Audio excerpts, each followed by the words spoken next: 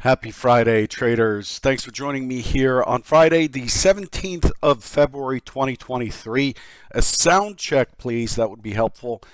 It's 8:02 a.m. Chicago time. It is snowy here in Chicago, starting from home today and transferring to the office after the trader bites. I'm going to be missing the open today. This is episode number 2413. Derivatives trading is not suitable for all investors. Past performance is not necessarily indicative of future results. Okay, so let's just jam it right in there and jump into the convergent trading pre-market summary sheet here. Really, overall, the market is mixed to mildly off. The key piece, well, there are some technical components and there are some fundamental components as well. The technical components are that yesterday we finished neutral, almost neutral extreme with a weak low across the board, ES and Q, so on. And with a point of control at the low end of the range. We'll look at that in a minute, and we'll talk about structure and so on in a bit. Technically the market was weak yesterday on the close. And then in addition to that, we got a key number this morning out of Europe, out of Germany. PPI month on month came in at negative 1%. Negative 1%. The expectation is negative 1.6%. Retail sales out of Great Britain came in relatively strong, 0.5% versus negative 0.3% expected. And the inflation rate in France came in line. So the PPI in Germany came in a lot stronger than what was expected. Very, very much reflective of what we saw in the U.S. here on the PPI number that we had. This is likely to push the central bank, the ECB, into more action as expected out of the Fed. So that's a big piece. Quick reminder that today is options expiration. It's monthly options are due today, and Apple's starting to lay people off. I saw also on the Wall Street Journal this morning.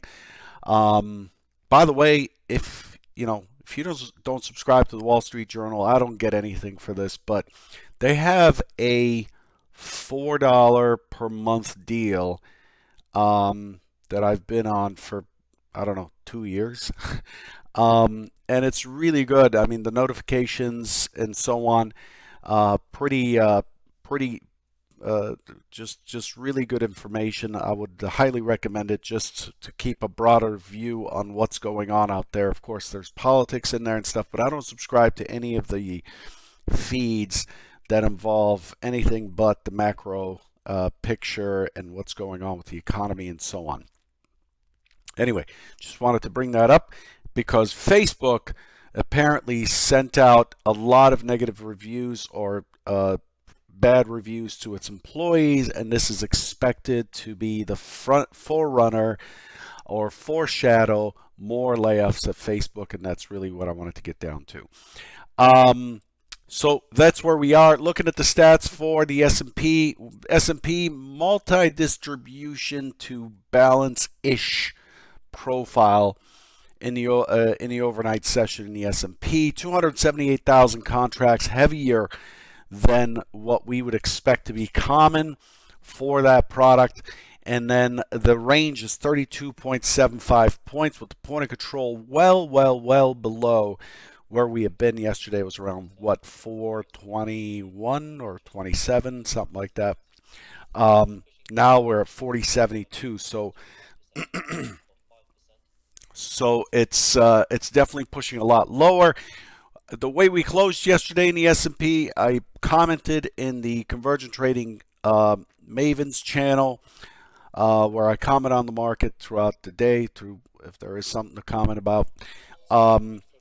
I commented that I'm expecting the market to run down to 40.50 from here. It only got to 40.63, so there's a little bit more work to be done here down into the 40.50. We closed the 40.90 last week, and we're below the 4100 here, so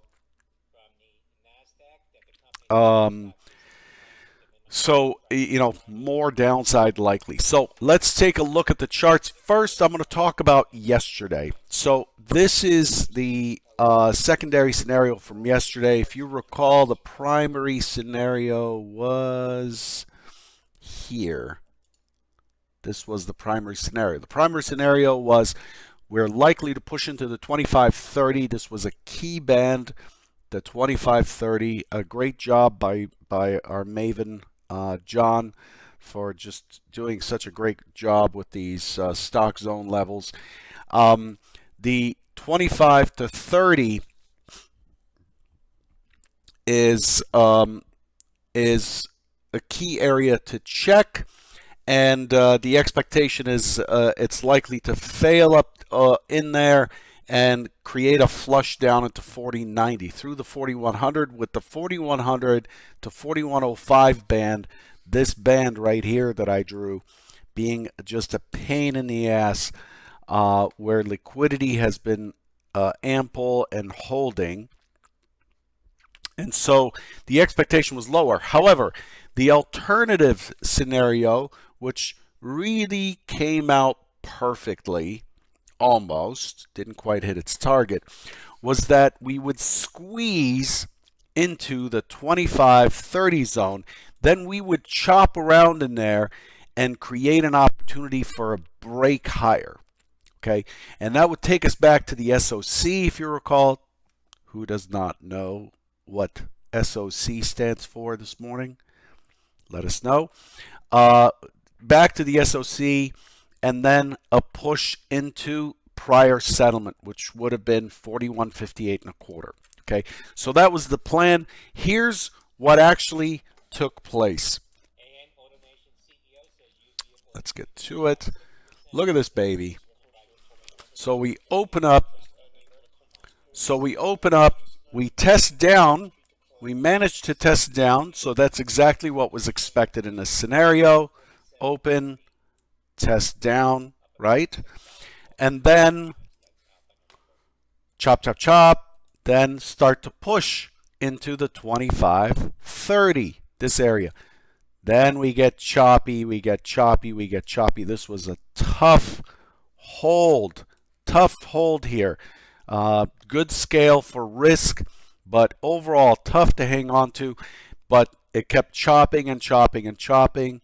Nice little formation here, a pretty decent drop that consolidated and reversed, and then we finally hold the 41.30 area to squeeze higher. Now, where did we squeeze to? Not anywhere close to where we wanted to be.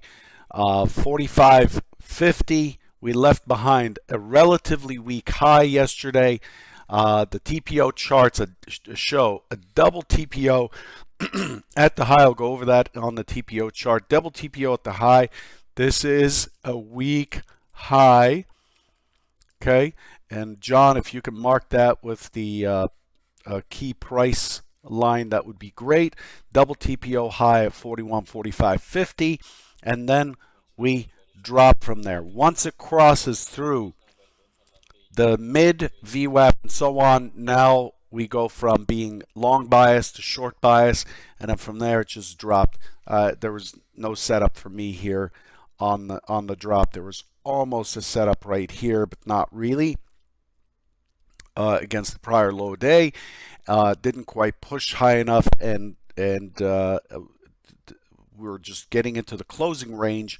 It got here at about 240 Central, so that gave 20 minutes for the straight to work out, and could have easily pushed back up. So the odds were not in the favor of it going neutral anymore, but it did, and it ended up taking out the IB low, which gives us neutral.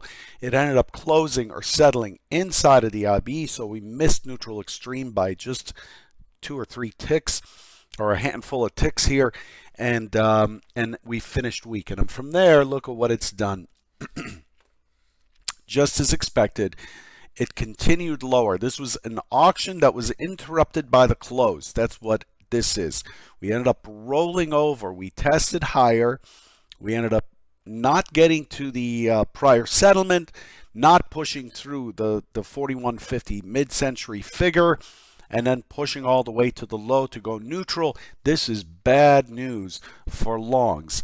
And so as I commented last night, 50 was the number that was expected, and it's just we had some poor news, but nothing too dramatic. So far what it's doing is it's holding the mid. See this dashed line, this dashed blue line? That's the full session mid. It's holding the mid on a higher low. If you're looking to short this mid, I would suggest that this does not have good odds. And then we have a small line in the sand right here, right in this low volume node right here at 85. So 85 becomes an early indication on whether the market is accepting balance down here, or if it's likely to seek a test of the prior range, the prior low of day. Okay, so this is what we've got. We've got overnight point of control at the bottom end of the range. We have just above there. So we said the point of control is at 72.75. We have full session VWAP at 76 and full session mid at 79. We're testing it. So there's some element of balance here, but it's not quite balanced, and it's very likely to run up from here. It's very likely to run up higher before the open. Why do I say that? I say that because if we look at what the delta has done, look at the ES delta overnight. Look at that ES delta. So the new session started here.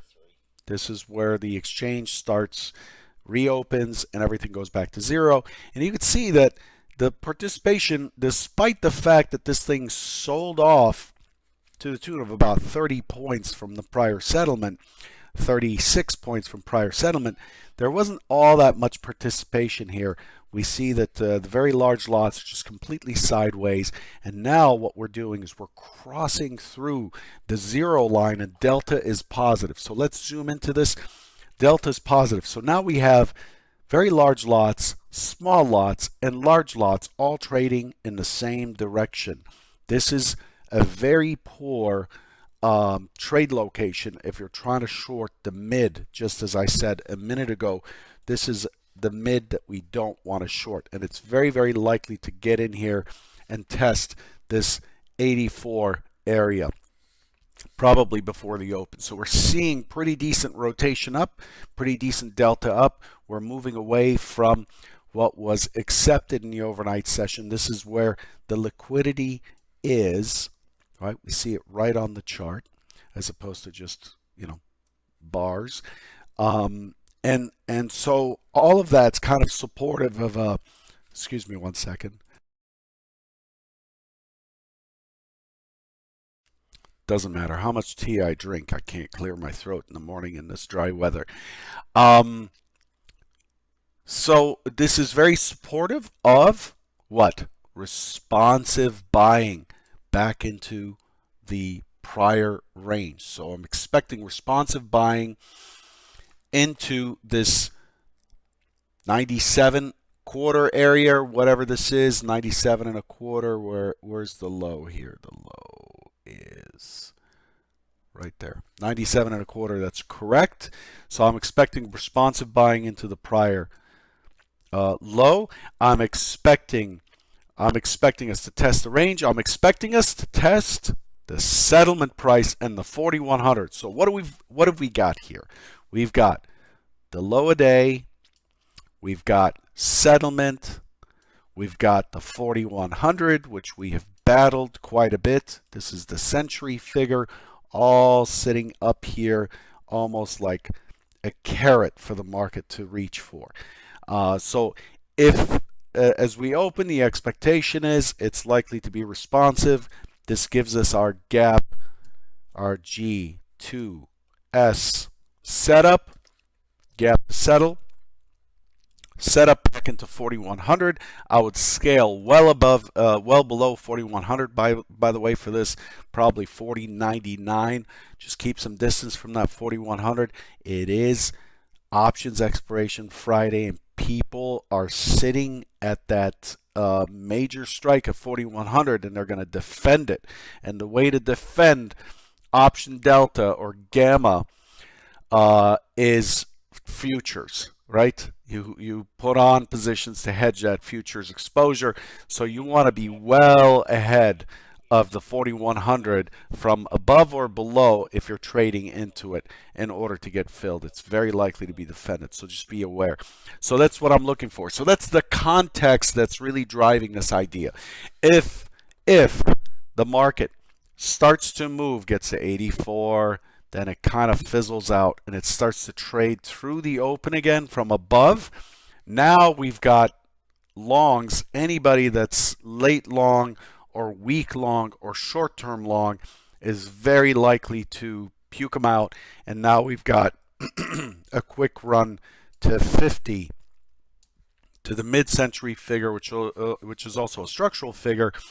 A quick run to the 50, and then my job then, as after we break through the open, my job then is to look for a short position that with a good structure for me to lean against. So let's look at the TPO chart. So here we are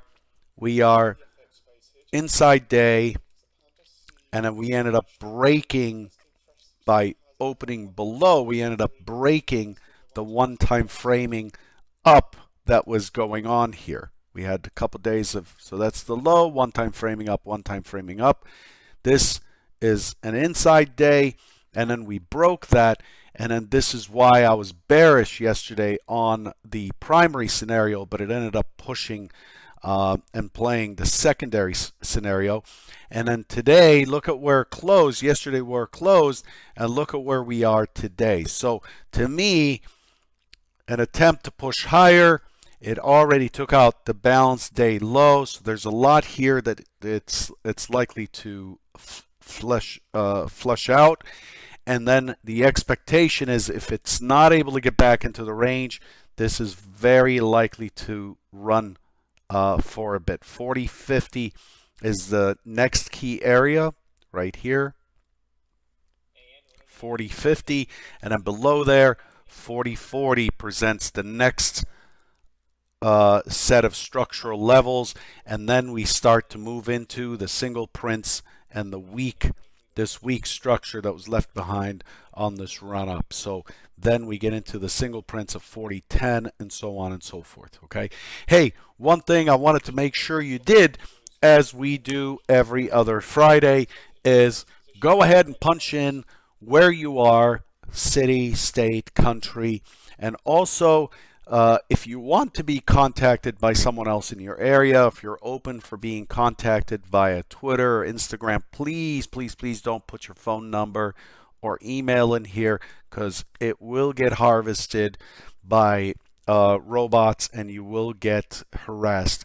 If you want to be contacted to connect with traders in your area, I love doing this. This is what Convergence about. And what EdgeClear is about. It's about community, being a member, trading together, that type of thing.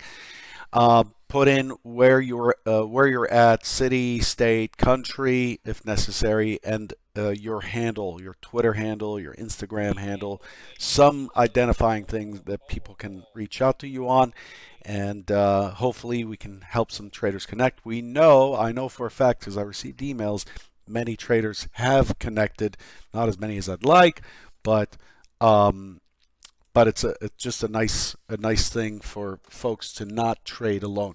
Here's where we are. This is the NASDAQ. The NASDAQ, same thing, but the NASDAQ's relatively stronger. The S&P is actually down here on a relative basis.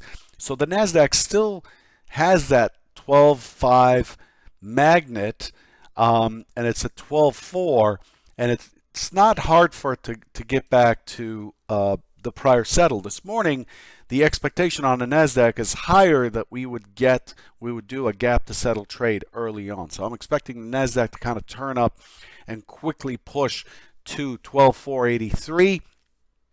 And then it's decision time. Do we want to run up the prior profile, or do we want to turn over and start testing down into and closing the equivalent? This is the equivalent of the 4090 in the S&P. Can you believe it? These guys are still open in the NASDAQ. This is equivalent to the 4090. We would then be looking for it to push to 12,200.